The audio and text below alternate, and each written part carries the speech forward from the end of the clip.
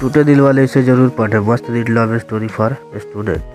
नमस्कार दोस्तों, आप सभी का स्वागत है। आज मैं आपको एक ऐसा कहानी बता रहा हूँ। अगर आपका भी दिल कभी टूटा हो, चाहे किसी लड़की की वजह से या किसी और की वजह से, तो आपको आज से ये कहानी जरूर पढ़नी चाहिए। क्या पता इसको पढ़ने के बाद आपको अंदर परिवर्तन की लहर उठ जाए। अगर ऐसा हुआ तो यकीन मानिए मेरा लिखने का मकसद पूरा हो जाएगा। तो चलिए आपका ज्यादा समय जाया न करते हुए मैं इस कहानी को शुरू करती हूँ। दोस्तों, विपुल नाम का एक लड़का था। बहुत ही खुशमिजाज किस्म का आदमी था। कुछ दिनों पहले ही उसका कॉलेज में एडमिशन हुआ था। वो इतना मस्त था कि अब सारी क्लास उससे खुश रहती थी। कभी अगर वो कॉलेज नहीं आता था तो क्लास में सुनापन छा जाता था। दिन बीतते गए और समय निकलता गया। कुछ तो लोग कहेंगे हिंदी मोटिवेशनल स्टोरी, ऐसा हो ही नहीं सकता। Nobody believe to friend inspirational story. लेकिन विपुल की जिंदगी में खुशियों का अनुपात कम हो गया था। जो क्लास में बिल्कुल चुपचाप बैठा रहता, कोई उसे पूछे तो बताने का तैयार नहीं था। पूरी क्लास में सन्नाटा छाने लगा। लेकिन एक दिन उसके टीचर ने उससे पूछ ही लिया कि विपुल, तुम्हें बताना ही होगा कि तुम इतने दुखी क्यों हो। जब तक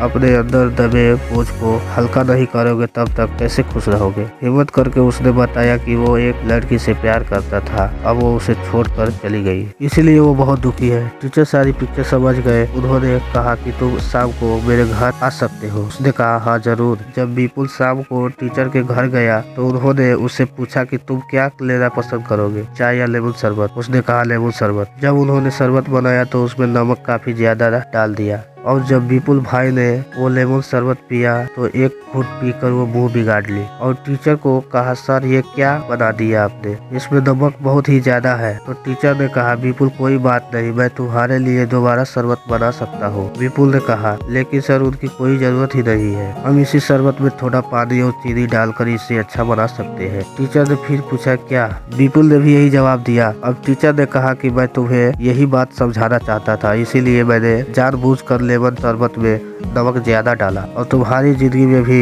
नमक ज्यादा हो गया है तो तुम सिर्फ उसमें ज्यादा से ज्यादा चीनी मिलाते जाओ। कुछ ही दिन बाद नमक की मात्रा कम हो जाएगी और आपकी जिंदगी पहले से भी खुशनुमा बन जाएगी। विपुल के गुरुजी चाहते तो ये सीधा सीधा भी समझा सकते थे, लेकिन आप सभी जानते हैं कि सीधी बातें इतनी आसानी से कहाँ समझ आती है। जो ज्ञान प्रैक्टिकल से मिलता है वो हमेशा याद रहता है, और ऐसा ही जिंदगी का ज्ञान तो हम उम्र भर नहीं भूलते। अब विपुल की जिंदगी में चीनी की मात्रा बढ़ने से खुशियाँ बढ़ रही थी। उसने अपने गुरु के चरण स्पर्श किए और उनका धन्यवाद किया। अगर इन बातों को अंदर ही अंदर दबा के रखता और विरह की अग्नि में जलता रहता तो गुरु कैसे समझ पाते। मैं भी आपसे यही कहना चाहता हूँ, अगर आपका भी किसी ने दिल तोड़ा है तो बार बार उसके बारे में मत सोचिए। किसी न किसी से तो साझा करके आपको अपना बोझ हल्का करना ही पड़ेगा। और अगर आपको कोई भी ऐसा इंसान न मिले तो आप क्या करोगे, उसका भी तरीका बता देता हूँ। आप अकेले में कागज के ऊपर वो सारी बातें लिखिए जो आपके दिमाग में आधी की तरह उड़ रही है।